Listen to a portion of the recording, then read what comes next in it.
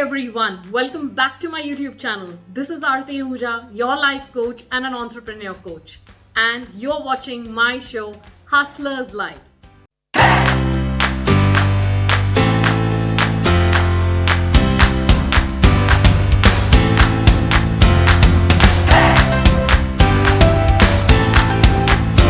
Before I introduce the topic for today, let me show you a picture. What you can see, a black dot on a page, but there are millions of white dots as well present on that particular page. Our mind tends to focus on the problem. We need to deal with the problems, but also focus the good in life. And that's the topic for today. That is, deal with the problems with the focus on the positivity. And that is what is gratitude. It is a selfless act.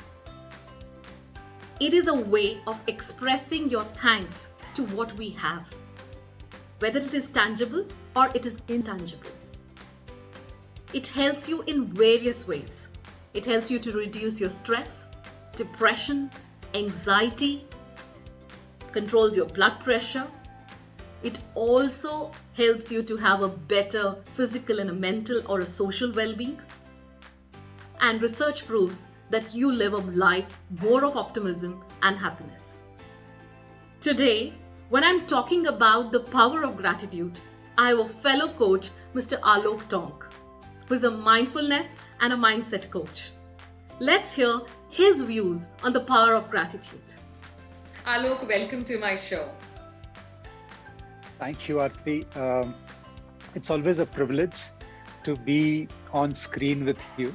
And in fact, I would say thank you very much. I'd like to extend my gratitude for having me here. Thank you. Thank you so much, Alok. And today the topic is gratitude. So I would like to know from you that what according to you is power of gratitude and how it has helped you in life. Aarti, gratitude, for me, it's one of the most important practices. And to be grateful is one of the most important qualities that one can ever inculcate or develop. Because if you see, when we are grateful for something, right, what we are doing is we are, number one, acknowledging that particular thing. Yes. And then we are appreciating its presence in our life, right? Acknowledging and appreciating. These are the two A's, I would say, that are integrated in this act of gratitude, right? Whether it is about a particular thing that you're grateful for, whether it is about a person that you're grateful for, or whether it is about a situation that occurred in your life, right? Number one, what you do is you acknowledge it. That yes, this is there, he is there, she is there, or this happened. And number two is you appreciate, right? So now what happens is when you acknowledge and when you appreciate, unknowingly what you're doing is you are reshifting your focus. You're reshifting your focus to that particular thing, that particular person, or that particular event, right? And our focus, Aarti, defines our feelings. Yes. Right? When you focus on good, you feel good. When you focus on bad, you feel bad. So apt. Right? So our focus defines our feelings, and our feelings, they determine our actions. Right? So have you ever noticed when you feel good, when you feel excited, when you are happy, right? You are in a mode to take some action, and you are always in the yes mode when you're feeling good. When you're feeling bad, you're always in a no mode, right? So that yes mode and no mode can make tons of difference in your life, yes or no? Really? It is like, when you are in a yes mode, you will actually grab an opportunity and you will make something really beautiful out of it.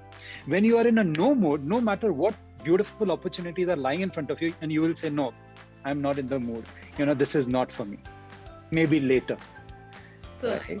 So gratitude helps you reshift your focus. Focus defines your feelings, and the kind of feelings that you're experiencing at that moment of time, that determines your action. And the kind of action that we take, Aarti, defines our results. doesn't it? Right. So great. So I would say gratitude is one of the most important things, because that's how you're training your focus muscle in your life. So this is one of my practices, Aarti, that I try, and at regular intervals, I try and make sure that I spot certain things. Number one, I acknowledge, and then I appreciate. Acknowledge, appreciate. Acknowledge, appreciate. So that's how I train my gratitude muscle. Yeah. And look how it Yes, has helped you. You already told that, yeah, I take those opportunities and grab those opportunities yes, because actions yes, are determined by that. But how it has yes. helped you in So life? it has helped me in massive ways, Aarti, massive ways, because I usually talk about my failures, right? Because see, the thing is, when we talk about life is not a straight line; it's a curve, right? We have our ups and downs.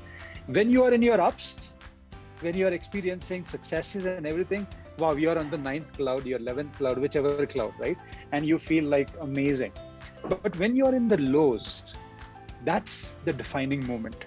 Yes. When you're in the lows, what are you doing? Are you actually sitting back and cursing people or situations or things? Or are you grateful for what you have learned in that situation? So that defines your next move, right? Now, some of the people who might see this might say that, look, it's easy to say, it is easy to say, because when you're in the lows, it's crazy. Yes. But the thing is, it all boils down to practice. It is like building your bicep, your muscle. So if you go to gym regularly, in the key clutch movement, it will be easier for you to pick up weight. But if you have never gone to a gym, and if such thing occurs and you have to lift something, it will be so difficult for you. Similarly, if you practice your gratitude muscle every day, if you make it stronger in the key clutch moments when you are in the low, it will be easier for you to pick that. It will be easier for you to go through that tough time. So for me, Aarti, when I failed in terms of my startup journey, at that moment of time, I asked myself, what am I grateful for at this moment of time? It was difficult. I was in my rock bottom, but I chose to do that because I was building my gratitude muscle. Number two, when COVID hit, right? And I was actually flying high in terms of my corporate coaching and stuff. But all of a sudden, everything went on lockdown. But again, I just asked myself, what am I really grateful for? Everything that I learned through my in-person engagements, I was really grateful for that, because that's what I shuffled from physical platform to digital platform. So it is all about what you're grateful for, because that gratitude will show you the way ahead. Because as I said, when you're grateful, you are shifting your focus. When you're shifting your focus, that defines your feeling. When what defines your feeling is the kind of action you take. So ultimately, it puts you in a positive place. Yes, Aarti. Thank you so much, Alok, for coming, and I express my gratitude for sharing such valuable insights with my audience. Thank you once again, Alok. Thank you, Aarti. Thank you. It's my pleasure. And I'm humbled, Aarti. Thank you very much for having me here. God bless you. Thanks.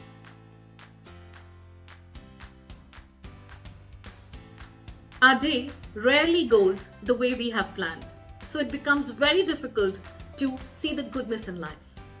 Gratitude can be cultivated, like healthy eating habits or meditation or exercise. So here are 6 quick ways which can be used in your day-to-day life to cultivate gratitude. Number 1, and my favorite, is gratitude journal. A gratitude journal is recording experiences for which one is grateful. The idea is to write about at least 3 to 5 positive experiences on daily basis. Examples include taking notice of something in nature, an object of beauty, a pleasant conversation with a friend, a good cup of coffee, or helping someone with a problem. The second way to cultivate gratitude is drawing or a nature walk. In these small activities, help your child appreciate the goodness in life. The third way to cultivate gratitude is called as a gratitude jar. It is an excellent way to infuse gratitude in the social settings. So take a jar, decorate it together, and every day, every family member or the members of a team put their daily entry into the jar. And at the end of the month, we all read the entries together. This is how I do it for my family. The fourth way is called as a gratitude tree.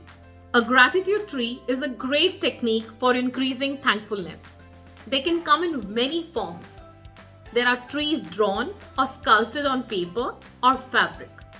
You can also take an old branch in a pot, a paper cutout tree on a wall, or even a Christmas tree.